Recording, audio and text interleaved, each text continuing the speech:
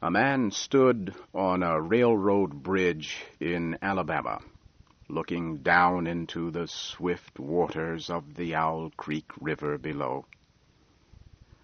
The man's hands were tied behind his back. There was a rope around his neck. The rope was tied to part of the bridge above him. 3 soldiers of the Northern Army stood near the prisoner, waiting for their captain's orders to hang him. Everybody was ready. The prisoner stood quietly. His eyes were not covered. He looked down and saw the water under the bridge. Now he closed his eyes. He wanted his last thoughts to be of his wife and children, but as he tried to think of them, he heard sounds again and again. The sounds were soft, but they got louder and louder and started to hurt his ears. The pain was strong. He wanted to shout, but the sounds he heard were just those of the river running swiftly under the bridge.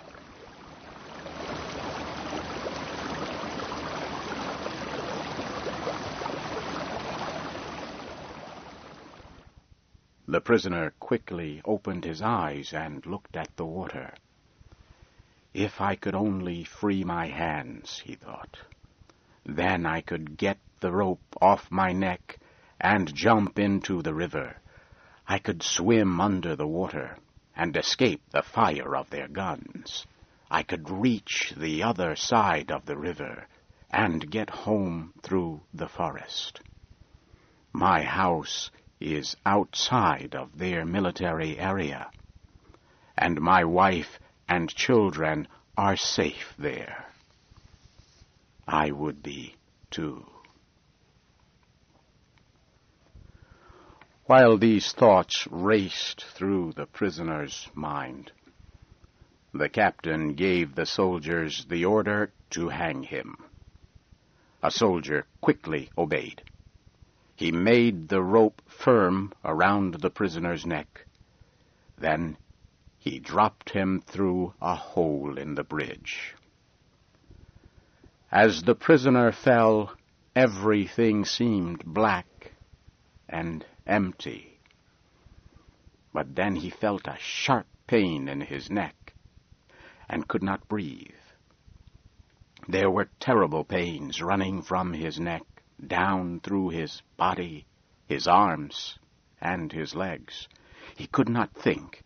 He could only feel a feeling of living in a world of pain. Then, suddenly, he heard a noise, something falling into the water. There was a big sound in his ears. Everything around him was cold and dark. Now he could think. He believed the rope had broken, and that he was in the river. But the rope was still around his neck, and his hands were tied. He thought, how funny to die of hanging at the bottom of a river. Then he felt his body moving up to the top of the water. The prisoner did not know what he was doing, but his hands reached the rope on his neck and tore it off. Now he felt the most violent pain he had ever known. He wanted to put the rope back on his neck. He tried, but could not. His hands beat the water and pushed him up to the top. His head came out of the water. The light of the sun hurt his eyes.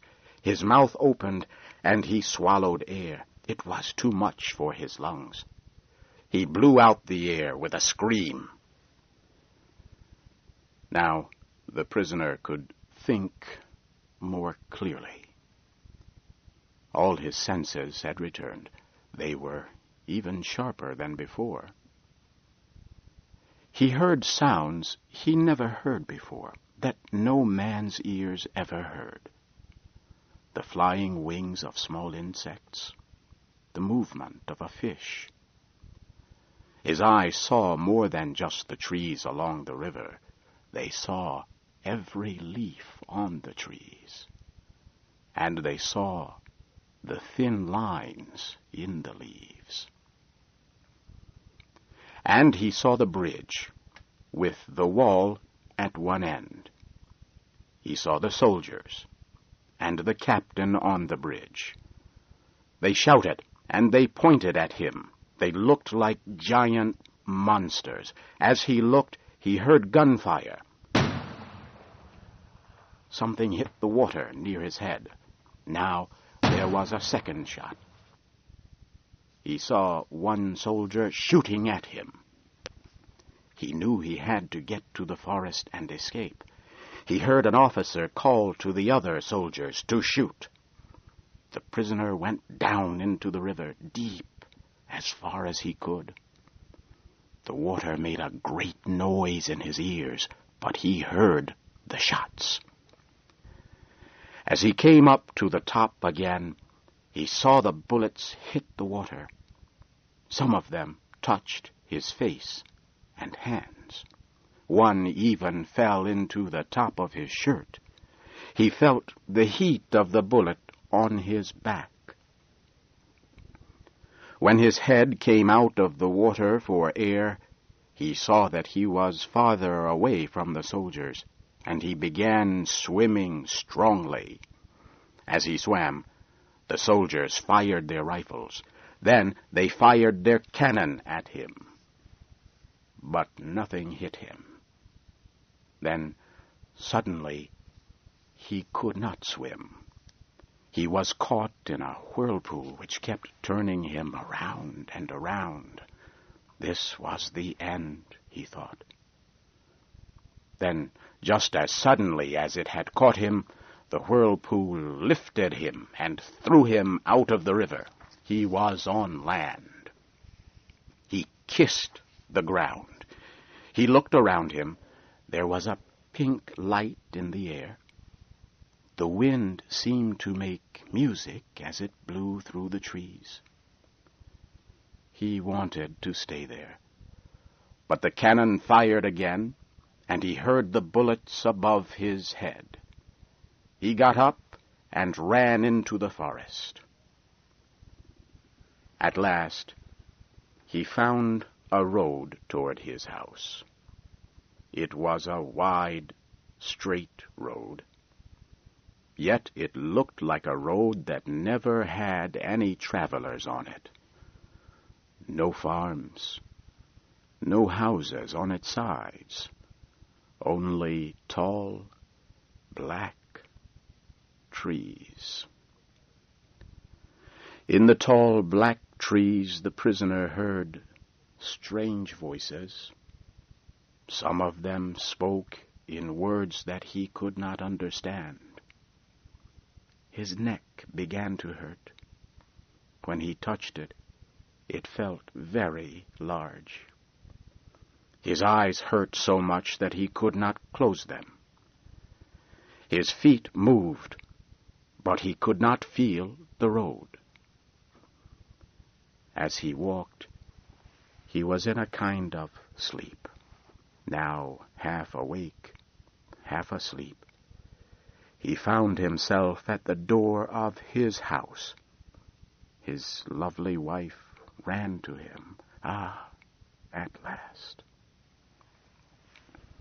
He put his arms about his beautiful wife. And just then, he felt a terrible pain in the back of his neck. All around him there was a great white light and the sound of a cannon. And then darkness and silence. The prisoner was dead. His neck was broken. His body hung at the end of a rope. It kept swinging from side to side, swinging gently under a hole in Owl Creek Bridge.